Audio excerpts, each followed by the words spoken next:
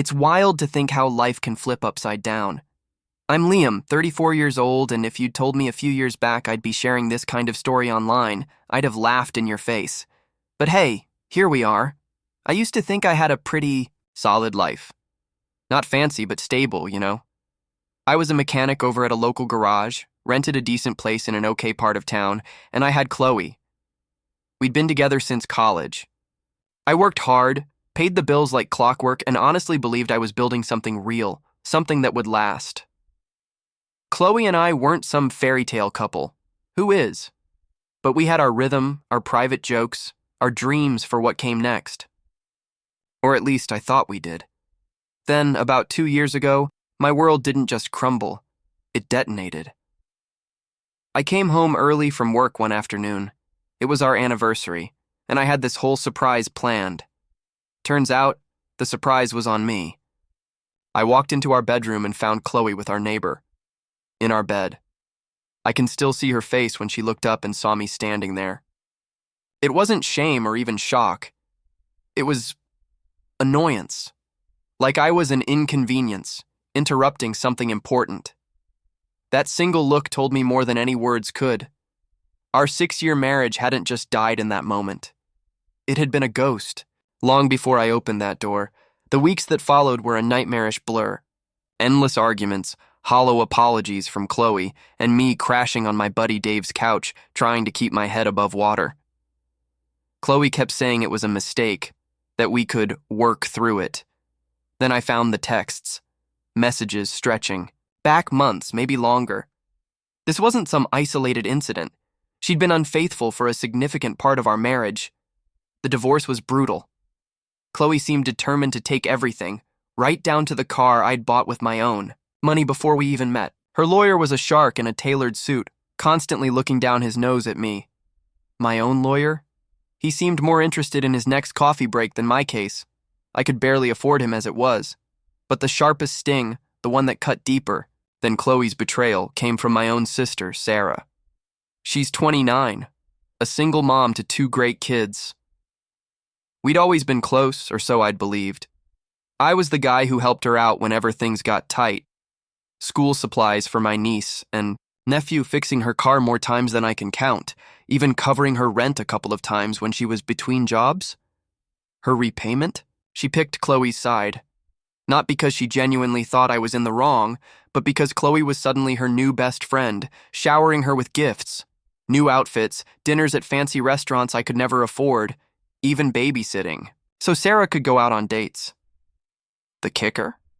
Chloe promised to introduce Sarah to some supposedly wealthy friend of the neighbor. Sarah was literally selling her loyalty for the chance at a lifestyle upgrade.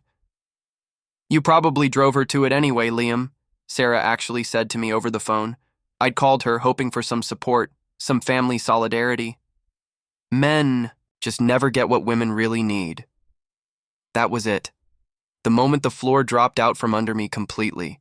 I hung up, blocked her number, and a cold, hard resolve settled in my gut. I was going to rebuild, even if it was the last thing I did. So I packed the few belongings Chloe's lawyer hadn't laid claim to and found the cheapest apartment imaginable. It was a shoebox, basically. You could practically cook dinner, watch TV, and use the bathroom without leaving the bed. I remember sitting on that lumpy mattress the first night, the air thick with the smell of the previous tenant's cats, wondering how my life had imploded so spectacularly. 6 months prior, I was married, had a decent home, thought my sister had my back, and was, for the most part, happy. Now, crappy apartment, an ex-wife who treated our vows like a joke, and a sister who was firmly on Team Chloe. The worst part was the online parade.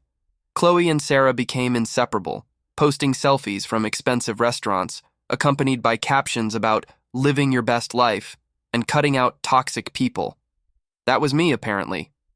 They even took a weekend trip to the beach, a trip Chloe and I had always talked about but never had the money for. Funny how the cash materialized once I was out of the picture. My parents weren't much comfort either. Their advice was to try and work things out with Chloe because marriage is about compromise. When I spelled out that I'd found her with another man in our bed, my mom just said, Well, relationships are complicated, dear. You don't say, Mom. That casual dismissal, that feeling like everyone thought I was the unreasonable one for not wanting to be with someone who'd systematically lied to me for years, that hurt almost as much as the betrayal itself. The real breaking point with Sarah came about a month after I moved into my shoebox. I was at the grocery store, my basket filled with instant ramen and the cheapest coffee I could find, my staple diet back then. She spotted me. She was loading her cart with expensive snacks, the kind of stuff I knew she couldn't afford before. She walked over, her face a mask of fake concern. "Oh my God, Liam, you look terrible," she said, her eyes flicking dismissively at my ramen. "Are you even eating properly?" Before I could muster a reply, she launched into a story about how amazing Chloe was doing, how her new boyfriend, yes, the neighbor, was so generous and had taken them all out to some fancy place the previous weekend. Then she leaned in, conspiratorially.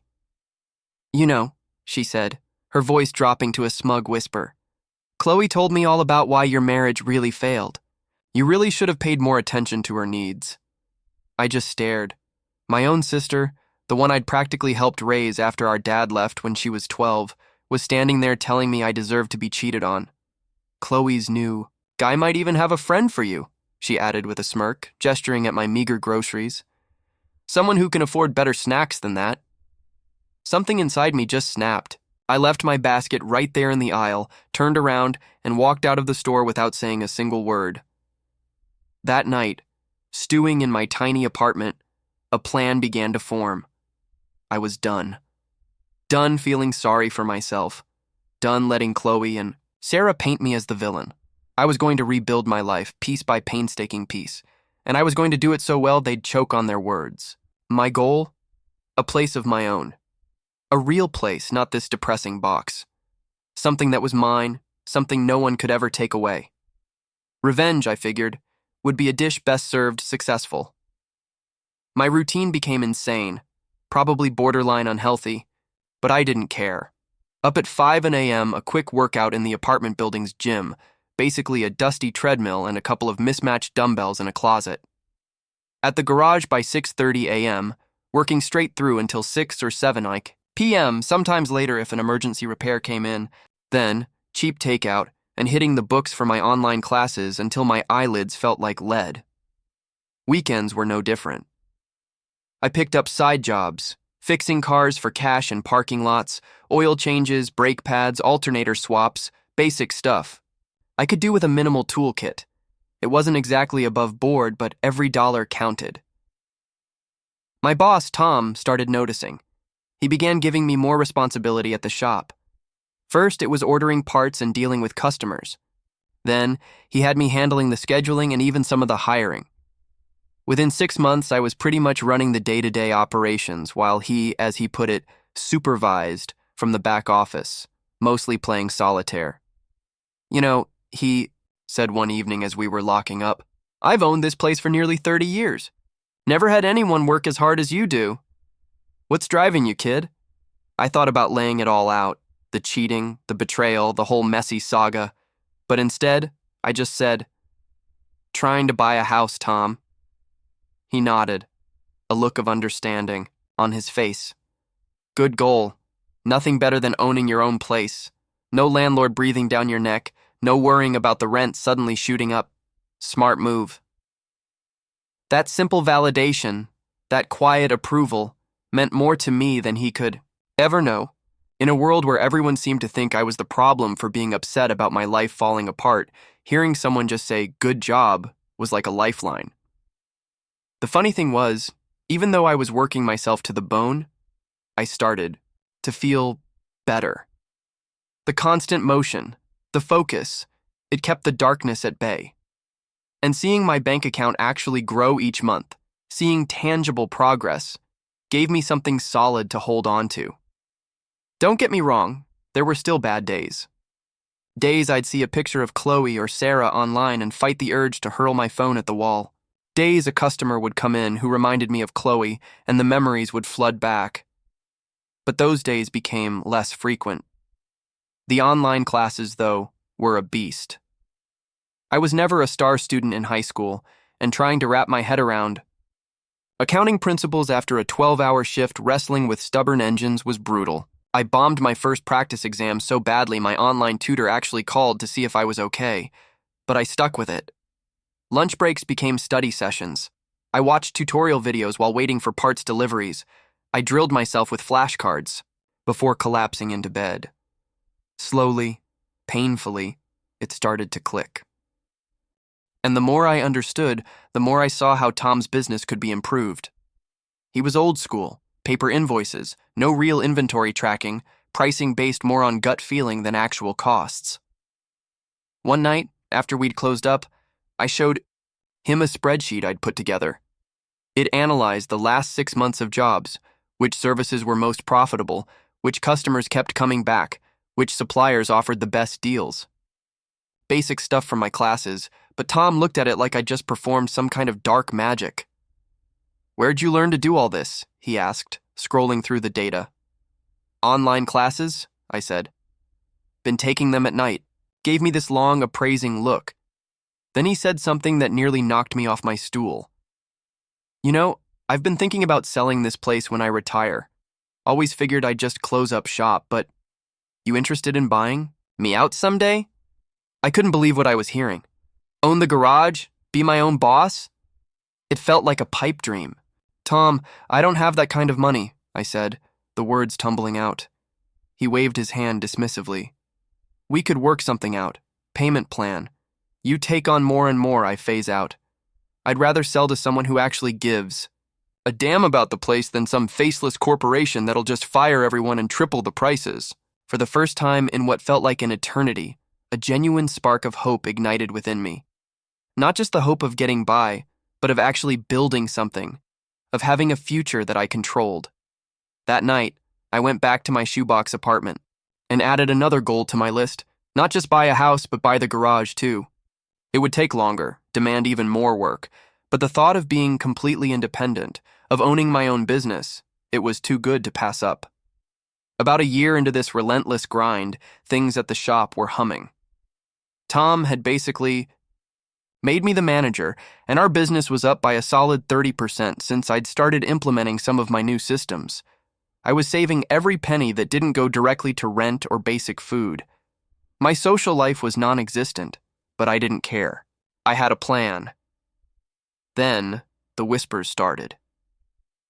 Dave, who still had some contact with Chloe's cousin, began relaying snippets of news. Things weren't so rosy in Chloe and Sarah's world anymore. The neighbor Chloe had left me for? He'd moved on to someone new, barely 2 months after our divorce was finalized. Apparently, commitment wasn't his strong suit. And that rich sugar daddy Chloe had dangled in front of Sarah. Turned out he was just some poser faking wealth to get into exclusive clubs. When Sarah finally met him, he allegedly tried to get her to pay for dinner. The shopping sprees had dried up. The fancy vacations were a distant memory. Chloe, I heard, had burned through most of her divorce settlement trying to keep up appearances, with the boyfriend who'd now ditched her. And Sarah, who'd quit her steady job at an insurance office thinking she was about to hit the jackpot, was struggling to find work again. I didn't say anything when Dave told me all this. No laughter. No, I told you so. I just nodded and kept my head down, focused on the transmission I was rebuilding. But inside? Not gonna lie, there was a quiet satisfaction in knowing karma seemed to be finally making its rounds. Tom saw the dedication. He saw the results. And one day, he sat me down and made an offer that solidified everything. He wanted to officially start the process of me buying him out. "You're practically running it anyway, Liam," he said with a grin. "Might as well own it." We hammered out a payment plan. It would take years, but it was doable. Between that and the aggressive saving I'd been doing, I finally had enough for a down payment on a modest house in a decent neighborhood. Nothing extravagant, but it would be mine. The day I signed the mortgage papers, a text pinged on my phone from a number I didn't recognize. It was Sarah. Somehow she'd gotten my new number. She wanted to reconnect, said she missed her brother, and that family should stick together. I didn't reply. I was too busy picturing myself arranging furniture in my own living room. Then, one Saturday, I was at the shop late, wrestling with a complicated engine rebuild, when Tom walked in. He rarely came in on weekends, so I was surprised. "Don't you ever take a day off, Liam?" he asked, shaking his head. I just shrugged. Got nowhere else I need to be. He sat on the stool next to my workbench. "Look," he started. "I've been meaning to talk to you about something. My wife and I were thinking about moving to Arizona. Her arthritis is getting worse, and these cold winters aren't doing her any favors. Doctor says a warmer climate would be good for her." My stomach clenched. Was he going to sell the garage to someone else after all this? After everything? "So what happens to the shop?" I asked, trying to keep my voice even. He looked at me like I was an idiot. "That's what I want to talk about, son. I'm ready to accelerate our plan. Instead of that 5-year buyout we discussed, I want to do it in 2. You take over as owner at the end of this year. We work out a payment schedule you can handle, and I head west for some sunshine." I was floored. It was happening, and way faster than I'd ever dared to hope. "Tom, I don't know if I have enough saved for that kind of down payment yet," I admitted. "I just put most of my savings toward the house." Tom waved it off. "We'll figure it out. You've already boosted business by 30%. The place is worth more with you running it anyway. Maybe we adjust the percentages a bit. You get a bigger cut of the profits now, but more of that goes directly towards your ownership stake." We spent the next hour sketching out the details. By the time he left, we had the framework of a deal that would make me the owner of Tom's Auto Repair by Christmas. It was a stretch financially. I'd be walking a tightrope for a couple of years, but it was achievable. The thought of owning my own business before I even hit 35? That was a risk worth taking. As I was locking up the shop, my phone buzzed again. Another text from Sarah. This one was less friendly. "Seriously? You're just going to ignore me after everything I've done for you? Real mature, bro," I snorted. Everything she'd done for me? Like trashing me to my ex-wife? Like mocking my pain when I was at my absolute lowest? Like choosing Chloe's empty promises over her own flesh and blood? I typed out 5 different angry replies, deleted them all, and finally settled on, "Busy with work, talk later." It was non-committal enough. Later could mean next week, next year, or never. I had zero interest in letting Sarah waltz back into my life just because her gravy train had derailed. When I got back to my shoebox apartment that night, I looked around at the packed boxes and cheap, worn-out furniture, and for the first time, in what felt like a lifetime, a wave of genuine pride washed over me. In just a few days, I'd be moving into my own house. In a few months, I'd own my own business. And I'd done it all myself, while the people who were supposed to have my back were practically betting on my failure. Of course, life rarely serves up smooth sailing. The next morning, I got a call from the real estate agent. The seller of the house was trying to back out, claiming they'd received a better offer. My stomach plummeted, but the agent quickly reassured me. "The contract is airtight, Liam. They can't legally do that. It might just delay the closing by a couple of weeks while their lawyer explains reality to them." Annoying, definitely. But after the year I'd just survived, one more little obstacle wasn't going to break me. 3 days before I was scheduled to move into my new place, there was a knock at my apartment door. I wasn't expecting anyone. The few friends I had left knew I was drowning in packing tape and boxes. I opened it to find Sarah standing there. She looked nothing like the confident, smug woman who'd mocked me in the grocery store months ago. Her hair was a mess, her clothes were wrinkled, and she had a desperate, haunted look in her eyes. A look I vaguely remembered from years ago, right before she'd ask me for money. "Hey, stranger," she said, attempting a casual tone that fell completely flat. "Can I come in?" I didn't move from the doorway. "What do you want, Sarah?" She forced a brittle laugh. "Can't a sister just visit her brother? It's been forever." "Yeah," I said, crossing my arms. "About a year. Since you came to my workplace to brag about Chloe's new gifts and tell me I was a bad husband." Her fake smile dissolved. "Look, Liam, I made some mistakes, okay? I was stupid. Chloe fed me all these stories about you and I believed her. I'm sorry." I actually laughed, a short, humorless sound. "Where's Chloe now? Still buying you nice things? Sarah's eyes dropped to the floor. We're not really hanging out anymore. She's going through some stuff. Translation: Chloe was no longer useful to her. I sighed, the weariness settling deep in my bones. What do you want, Sarah? That's when she noticed the stacks of boxes behind me. Are you moving? Yep, I said. Bought a house. Closing was last week. Her eyes lit up like I'd just handed her a winning lottery ticket. A house? Liam, that's amazing. How many bedrooms? And there it was. I could practically see the gears whirring in her head. 3, I said, knowing exactly where this was headed. 3. That's perfect, she exclaimed, a little too enthusiastically. Because, well, I'm kind of in a situation. My landlord, he's selling the building, and we have to be out by the end of the month. The kids and I have been looking everywhere, but you know how insane rent is these days. I just stared at her, waiting for the inevitable punchline. So, she continued, her voice taking on a pleading tone, I was thinking, maybe we could help each other out. The kids and I could move in with you. We wouldn't be any trouble at all. I could help with bills once I find a new job, and the kids would absolutely love having their uncle around. The sheer audacity of it was almost impressive. After everything, the betrayal, the mockery, the complete and utter dismissal of my pain, she really thought she could just show up on my doorstep and claim a room in the house I'd bled for. No, I said, the words simple and final. Her smile faltered. What? What do you mean? No? I mean no, Sarah. You can't live with me. Not now. Not ever. She switched tactics immediately. Her eyes welled up with tears. The picture of a desperate mother. But the kids, they have nowhere to go. We might end up in a shelter, Liam. Is that what you want? Your own niece and nephew, homeless, because you're too selfish to help your own family? That's when I truly lost it. Not by yelling, not by slamming the door. I started to laugh. I couldn't help it. The manipulation was so blatant, so insulting. Where were you, Sarah? I asked, my voice dangerously calm. When Chloe was destroying our marriage behind my back. Where?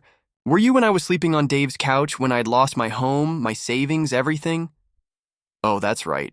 You were out shopping with the woman who ruined my life, probably laughing about what a loser I was. Her face went pale. That's not... I didn't mean... I started to close the door, but she stuck her foot in the way. Please, Liam, she begged, real desperation in her voice now. I have nowhere else to go. Mom and Dad won't help. Chloe's basically ghosting me. My friend, they can't take us in. That sounds like a you problem, Sarah, I said, echoing the exact callous words she'd thrown at me when I'd told her Chloe had emptied most of our joint bank account before I could freeze it. I gently but firmly moved her foot and closed the door. For about 5 minutes, she stood out there knocking, calling my name, her voice getting more frantic. I ignored her completely, turning my back and going back to taping up a box as if she wasn't even there. Eventually, the sound stopped. She gave up and left. I thought that would be the end of it. I should have known better. The next day, my phone started blowing up. Texts and calls, not just from Sarah, but from my parents too.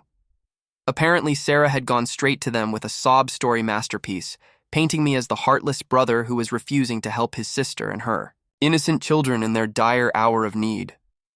My mom's voicemail was a classic guilt trip. Liam, I raised you better than this. Family helps family. I can't believe you would let your sister and those poor children suffer when you have a whole new house all to yourself. Never mind that my parents had barely lifted a finger when I was going through my divorce. Never mind they'd suggested I try to work things out with Chloe even after I told them about her affair. Never mind they'd done absolutely nothing to help me when I was the one in crisis. My dad's message was, if anything, worse. Son, I'm deeply disappointed in you. A man takes care of his family. Your sister needs help, and you're in a position to provide it.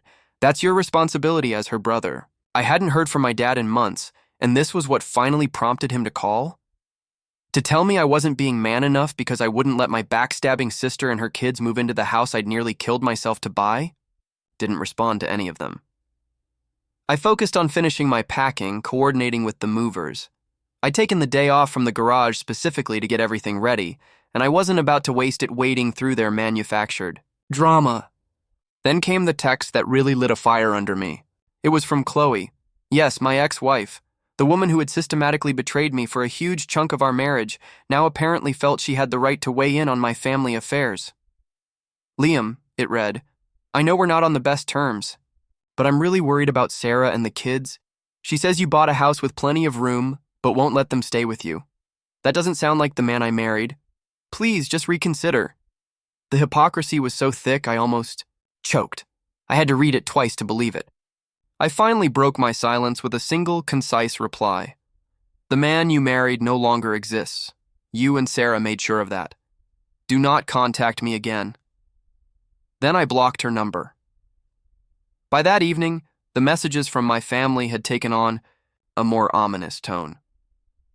My mom was now saying she was going to have to get involved if I didn't do the right thing. My dad mentioned something about coming over to talk some sense into me. Sarah had switched from begging to angry accusations, ranting about how I was showing my true colors and had always been the selfish one. I didn't care anymore. Let them come. Let them threaten. I was done being the family doormat. The next morning, I woke up to a new voicemail. Unknown number. It was Chloe's mother, my former mother-in-law, telling me how very disappointed she was in how I was treating Sarah, and that she had raised Chloe to believe that family always comes first. I nearly choked on my coffee. Yeah, Chloe really put family first when she was carrying on with the neighbor. It was clear they were pulling out all the stops, contacting anyone they thought might have a shred of influence over me. It was pathetic, desperate, and honestly, a little scary. How far were they willing to push this? I decided to take some proactive steps. I called my real estate agent and asked if there was any way to move up the closing. I vaguely mentioned some family issues and the need to get into the new house as soon as possible. She said she'd try, but no promises. Then, I called Tom and explained the situation. He was incredibly understanding, even offering to let me crash at his place if things got too intense with my family. I also called Dave, my rock through the whole divorce nightmare. He immediately offered to come over and help me finish packing and, more importantly, to be there when I moved, just in case my family decided to stage an intervention or cause a scene. Dude, he said, his voice firm, they're only crawling out of the woodwork now because you're doing well. Where were they when you were sleeping on my couch? Forget 'em. It felt good, really good, to know I had people in my corner, even if they weren't blood. That afternoon, the real estate agent called back with incredible news. We could close the very next day. The seller had finally caved, realizing they couldn't back out, and all the paperwork was ready to go. I'd be able to move into my new house a full 48 hours earlier than planned. I didn't tell a soul in my family about the change. Let them show up at my empty, soulless apartment. By then, I'd be gone, safely in my new home, with a brand new security system installed and no forwarding address left behind. Moving day was a blur, but by evening I was standing in my new empty living room. The crappy apartment, with its lingering scent of despair and cat pee, was officially behind me. My new house wasn't anything grand by most people's standards, but to me, it was a palace. It was safety. It was a future.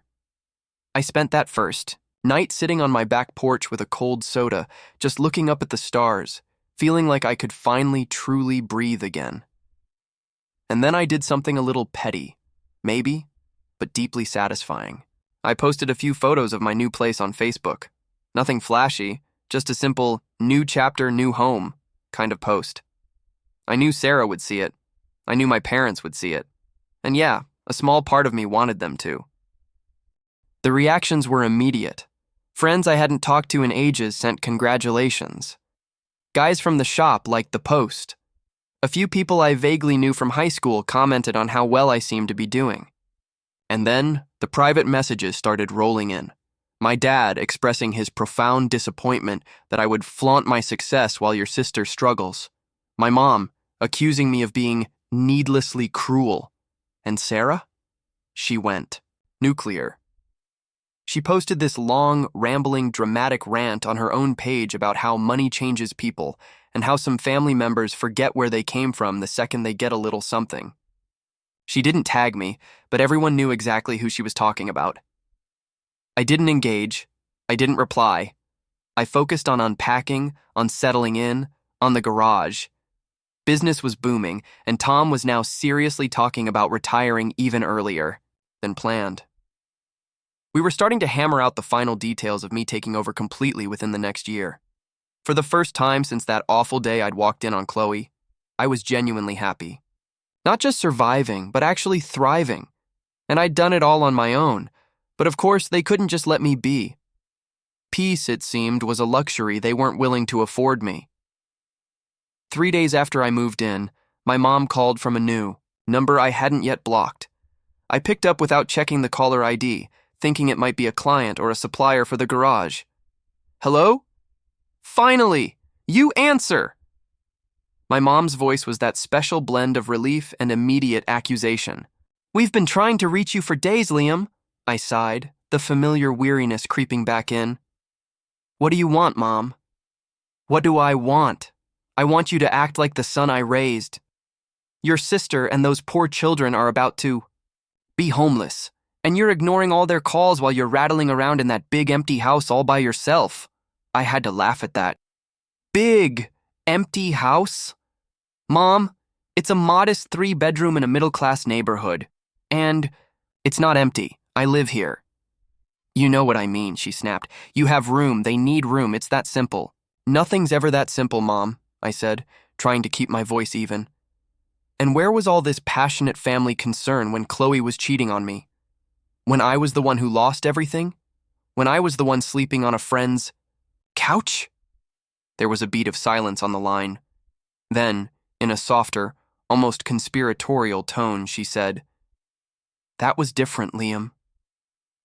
How? I demanded, my patience wearing thin. How, exactly, was it different? You're a man, she said, as if that explained everything. Men can take care of themselves. Sarah has children. And there it was, the infuriating double standard that had seemingly defined my entire relationship with my family. I was expected to shoulder every burden, to sacrifice, to be the perpetually strong, silent type.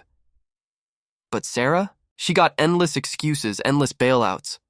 Mom, I said, my voice dangerously calm. I worked 80-hour weeks for 2 solid years to afford this house. I took online classes after 12-hour shifts at the garage. I lived in an apartment where the bathroom ceiling literally leaked every time the upstairs neighbor took a shower. I did all of that by myself, without a shred of help from anyone in this family. So, no, Sarah can't live with me. She made her choice when she sided with Chloe, when she chose materialism over loyalty. And now, she can deal with the consequences of that choice. But she made a mistake, my mom insisted. People make mistakes. Yes, they do, I agreed. And sometimes, Mom, those mistakes have consequences. Consequences that can't be fixed with a simple I'm sorry or a few crocodile tears. This is one of those times. So you'll punish the children too? They didn't do anything wrong, Liam. They're innocent in all of this. It was a low blow, using my niece and nephew against me. I did love those kids, even though I hadn't seen them much since the divorce, but I knew, with absolute certainty, what would happen if I let Sarah move in. She'd never leave. I'd end up supporting all 3 of them indefinitely while she likely slipped back into her old patterns. The kids have grandparents, I pointed out, my voice hardening. Grandparents with a perfectly nice 4-bedroom house. Why aren't they moving in with you and Dad? Another telling pause. Well, your father and I, we're too old to have young children running around the house again. We need our peace and quiet at our age. Unbelievable. They wanted to use my hard-earned house as a dumping ground for Sarah's problems, simply so they wouldn't have to be inconvenienced. Well, Mom, I said, my patience finally snapping, I need my peace and quiet too. After the last 2 years, I think I've more than earned it. This isn't over, Liam, my mom warned, her voice cold before hanging up. She was right about that, at least. It wasn't over. Not by a long shot. The very next day, I came home from a long day at the garage to find Sarah's beat-up car parked squarely in my driveway. She was sitting on my front porch, her two kids looking tired and bewildered, surrounded by a motley collection of suitcases and garbage bags overflowing with clothes. "What the hell is this, Sarah?" I asked, my voice tight as I got out of my truck. "We got evicted," she announced, her voice loud enough for the neighbors to hear. She was already playing to an audience. "We have nowhere else to go, Liam." The kids just looked down, shuffling their feet. I felt a pang of sympathy for them, caught in the middle of her drama. But this level of blatant, manipulative theatrics made my blood boil. "So, you thought you'd just show up at my house, unannounced, with all your stuff, without even asking? You wouldn't let your own niece and nephew be homeless, would you?" she said defiantly, her chin jutting out. She was trying to back me into a corner, using the kids as human shields. It was a dirty, desperate move, but it was classic Sarah. "Get in your car, Sarah, and leave," I said, my voice firm and low. "Now." "Or what?" she challenged, a sneer on her face. "You'll call the cops on your own sister, with her children right here on your doorstep?" I took a deep breath, trying to hold on to my rapidly fraying composure. "Amber, this isn't going to work. I am not letting you guilt me into this. Take the kids to Mom and Dad's house." "They won't take us," she admitted, her voice dropping slightly. "They said they're too old for this. They need their peace and quiet." "Then call Chloe," I suggested coolly. "You two. We're best friends, remember? Shopping buddies? Surely she can put you up for a while." Sarah's face darkened. "Chloe and we're not really talking anymore." "Shocking," I muttered under my breath. "Look, I genuinely feel for the kids, I really do. But you cannot stay here. You're a real piece of work, you." "Know that?" Sarah spat, her voice dripping with venom. "Acting all high and mighty just because you've got this house now. Newsflash, Liam, you're still the same pathetic loser Chloe cheated on. No wonder she couldn't stay faithful. Who would want to be with someone so selfish and cold?" And just like that, any lingering shred of guilt or sympathy I might have felt for her vanished into thin air. That was the real Sarah, the one who had mocked my pain, the one who had chosen material trinkets from my cheating ex-wife over her own brother, the one who was now trying to emotionally blackmail me using her own children. "Get off my property, Sarah," I said, my voice ice cold. "Now, or I really will call the cops." She must have finally seen something in my eyes, something in my stance, that told her I wasn't bluffing, that I was done playing her games. Because for the first time, a flicker of fear crossed her face. Muttering under her breath, she started gathering up her bags. "Come on, kids," she said loudly, for the benefit of anyone listening. "Your uncle clearly doesn't want us. We'll just have to figure something out on our own, like we always do." A week after Sarah's dramatic porch performance, I thought maybe, just maybe, things would finally settle down. I had my house. My business was on the verge of becoming truly mine, and I was slowly carving out a sense of peace. But people like Sarah and like Chloe, they don't just fade away quietly. They always seem to have one last desperate card to play. I should have known. So, I took precautions. The morning after Sarah's little stunt, I went straight to the county clerk's office and filed for a no trespassing order against her. The process was surprisingly straightforward.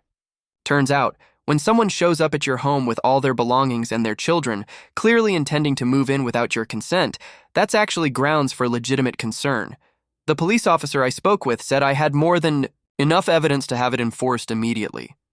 He also suggested installing security cameras, just in case Sarah decided to try another uninvited visit or escalate her tactics.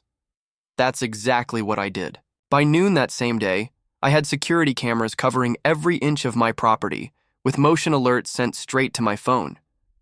Let Sarah try another sob story ambush. I'd have the authorities at my doorstep before she could even get comfortable, on my porch. And then Chloe showed up, out of the blue. It was late, close to midnight, and I was just getting home from a marathon session at the garage, finalizing some end-of-year inventory. As I pulled into my driveway, my porch light illuminated a figure huddled on my front steps, arms wrapped around herself as if for warmth. It took me a second, but when she looked up, her face pale and drawn in the dim light, I recognized her. Chloe. She looked terrible. Nothing like the polished, put-together woman who used to flaunt new jewelry on Instagram while simultaneously tearing me down behind my back. Her hair was stringy and unkempt, there were dark circles under her eyes, and she looked smaller somehow, diminished, like life had finally decided to knock her down a few pegs. "Liam," she said, her voice weak and raspy.